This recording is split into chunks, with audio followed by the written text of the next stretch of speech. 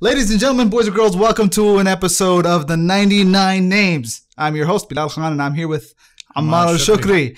This particular episode is special because we are doing a live broadcast and we're going to be answering questions, not just questions of like what's live, but also questions to comments on YouTube. I just remembered that I need to get my laptop. Great. Because the questions, but keep them going. I don't know if Facebook takes a while to just load comments, but oh, there you go. How you doing, bro? Muslim Rockstar. That's Nadim Ranjan. Muslim who? Rockstar. Assalamu alaikum, Nadim. Looking forward to seeing you in Ramadan, my man. Inshallah. Muhammad Mian, where are you from, brother? I'm from Sudan via New York. Currently and I'll be in Houston, Texas. Houston, Texas. I'll be inshallah in Ramadan. I'll be in New York for Ramadan, inshallah, doing daily after Fajr programs at Muslim Center. Inshallah. So looking forward to seeing my people out there. Assalamu alaikum, Ammar and Bilal from triple 313. Hey, that's triplet. That's Hamza. That's my sister-in-law's husband. Ahlan wa sahlan. Alaikum salam, Hamza. Hey, Hamza. So we're doing all of this so that we can get these questions loaded. So just a couple of questions off on the names of Allah that I've received a lot. The first one is no, that's Uzair. That's his they're triplets. Oh, they're triplets. Yeah, that's why it's triplet, but it's three brothers. Three brothers. MashaAllah. And each one has a social handle, a different spelling of triplet. Wow. Yeah. So Muhammad Mian asks, and he says, which madhab is the best to follow? Is there a difference between the madhahibs? So the best madhab to follow is if you're going to study a madhab, then the best madhab for you to follow is the madhab that you have access to studying. And what I mean by that is that if you're in an area of the world where they've learned the Hanafi madhab, then it's best for you to study the Hanafi madhab. And if you're in an area of the world like you're in northwestern Africa and everyone is Maliki, then the best madhab for you to study is the Maliki madhab, because that's what the instruction is in, and that's what the people adopt, and that's what the resources are in. It's like, what's the best school to go to? I mean, the school in your state. Yeah, exactly. And so that's the general idea. If you live in the Western world, then if you live in the UK, Canada, even then, it's still some regions have one madhab that's just really, really dominant. And so it makes sense for a person to study that madhab because that will be the madhab that their teachers are mostly trained in. Otherwise, if a person is not necessarily, preparing to be a student of knowledge, then your madhab is the madhab of the one that you ask. Meaning your madhab is the madhab of your teacher. Your madhab is the madhab of the people that you're asking. And so you just make sure that the people that you are asking are you're asking those who are most knowledgeable, and you are asking those who you believe fear Allah subhanahu wa ta'ala. Not only do you trust their knowledge, but you trust their religiosity. You trust that they're not going to give you an answer just for the sake of giving you an answer that you like, but rather an answer that they believe to be right in the sight of Allah subhanahu wa ta'ala. So Hanafi usul is the best for the West. What does that mean? He's basically saying that the Ahnaf usul is the best for the West. One of the questions that I've been getting a lot with regards to the names of Allah subhanahu wa ta'ala, and I'll just knock this one out of the bat. The names of Allah subhanahu wa ta'ala, can I call upon Allah by His names like again and again and again and again? And I've taught this class now 5 times, and every single time I get this question. And the idea is... Wait, can I call upon Allah by His names? Ya Allah, Ya Allah, Ya Allah, Ya Allah, Ya Rahman, Ya Rahman, Ya Rahman. Can I just do that like 1,000 times? And the answer to that is no, you can't do that 1,000 times. And the reason why is because it's not what the Prophet ﷺ taught us to do, and it's not even a complete sentence. When you call upon Allah, you call upon Him.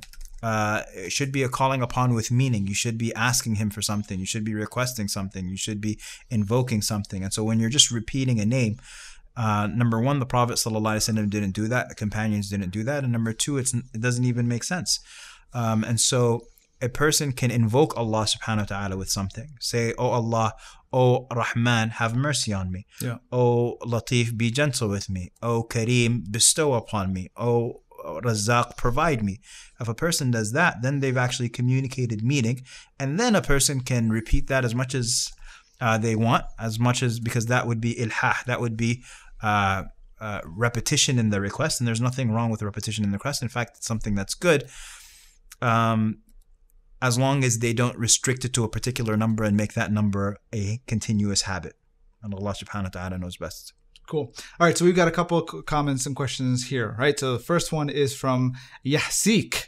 Subhanallah, this is in regards to the first episode that we did, Ar-Rahman Ar-Rahim. And it says, Subhanallah, this is a good for reflection, very useful knowledge. Thank you for sharing, brothers. May Allah reward you for your effort and intention. Keep them coming. I mean, that's not a question. Okay. So CrossFit Gym says, Alhamdulillah, the series is very beautifully done and helpful for reflection. However, I have an issue with many of the speakers and shuyukh, the beard. The Prophet ﷺ said, grow your beard and trim your mustache. Yet I see most of our learned speakers are cutting or even shaving their beard. I really would like someone to explain this to me. Is it okay for a man to cut his beard in spite of the hadith of Rasulullah ﷺ? That has nothing to do with the names of Allah. Yeah, nothing to do with the names of Allah. Ammar AlShukry, please smile more. No. He's like, why? Watch, you're going to get a comment that says, why don't you want to do the sunnah, brother? I do smile more. I didn't used to smile this much. Now I smile more. So everyone at their own pace. Hey guys, listen, if you guys do watch these episodes, do leave your questions, because we would come back like we are doing right now to address some of them. Love the short videos. The way you two connect is beautiful. They love that. Excellent. Hats off to Bilal for keeping the videos light and funny. Of course, not to mention Ustad Ammar. May Allah bless you both. So one of the questions that people continue to ask, because one of the things that we came across with the names of Allah is that I prepared the class thinking that it was going to be a names of Allah course, and then not realizing that I was being guided to it being a dua course.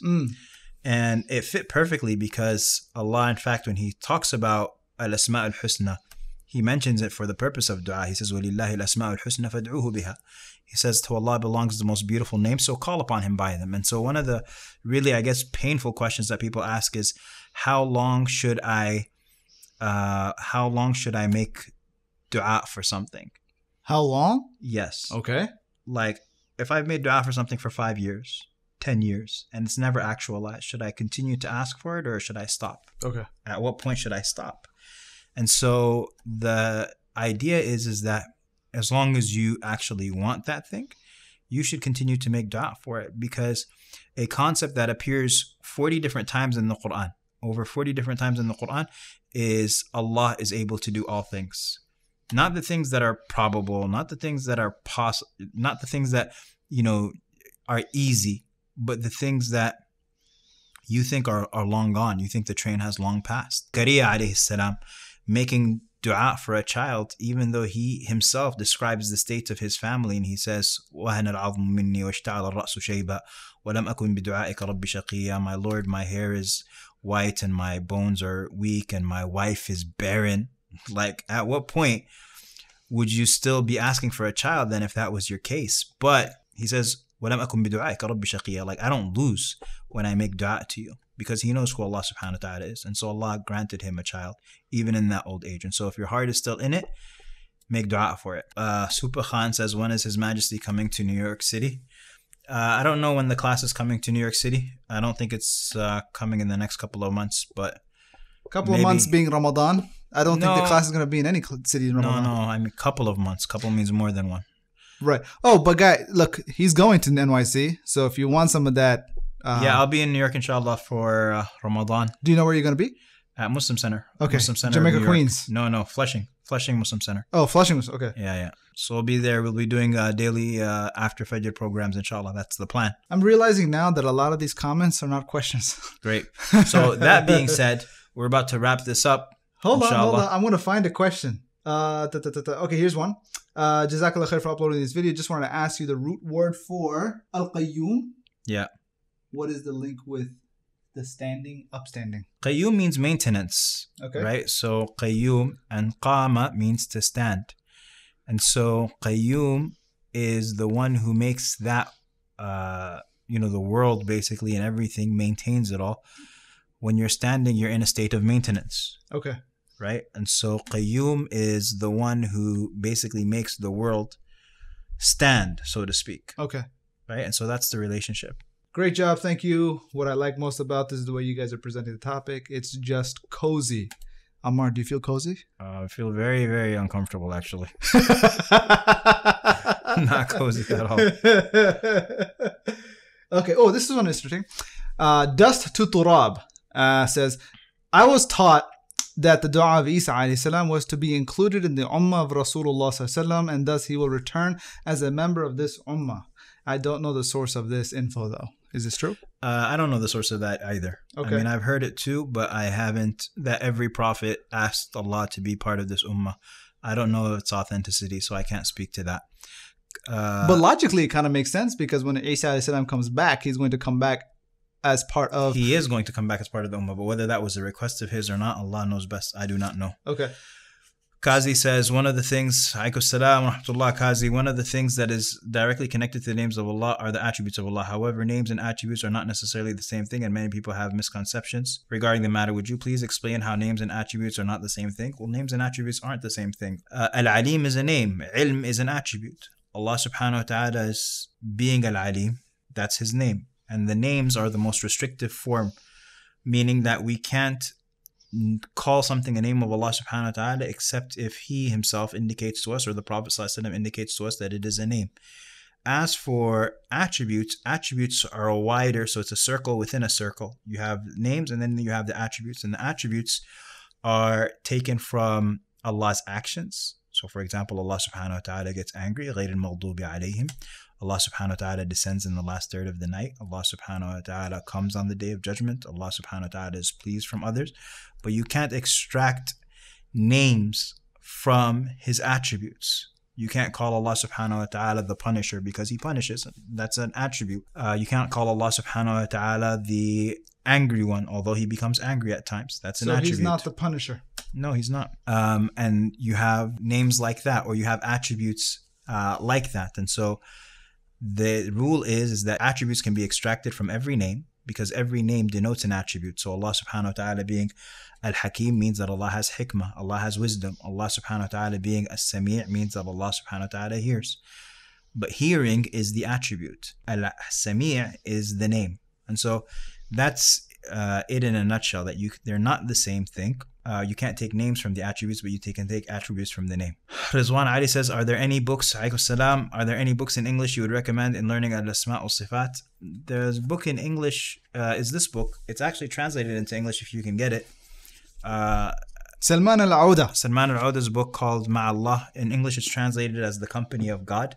In the company of God. So this is talking about the names of Allah subhanahu wa ta'ala. If a person wants to study the topic of the attributes of Allah, not just the names, but the attributes of Allah, then that person should look at the book Al-Qawa'id al-Muthla, which basically would be translated, I've never seen the translation, but I believe it's translated, which is the lofty principles of dealing with Allah's names and attributes.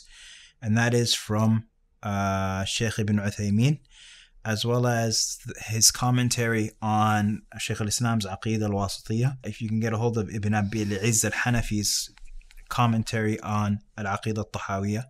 So those are a few that will give you some good reference points on this topic. Somebody made a comic book series based on the 99 names of Allah. I'm not sure how well it was received. What are your thoughts on that? A comic book on the 99 names of Allah? Yeah, it's basically like from Tashkil Comics, based in the UK. Not UK, UAE. And these guys, Tashkil Comics is known as the Middle Eastern distributor of many Marvel DC titles in Arabic. So Spider-Man, X-Men, Batman, like they'll distribute those comics, but they'll have, instead of English, in Arabic. And amongst the original title that they put out was called the 99. And it's basically something about like, so they're these gems and they're embodied with powers related to the names of Allah. And so there are 99 gems. Some of them go to bad guys, some of them go to good guys. So imagine X-Men, but instead of mutant powers, is gem-based powers of the 99. Sounds interesting. I'm a fan of communicating values to people through various genres. So if it's something that is beautiful and well done and doesn't carry any negative connotations, then well done, beautiful. Okay, cool. So we're done. Jazakumullah khair, everybody.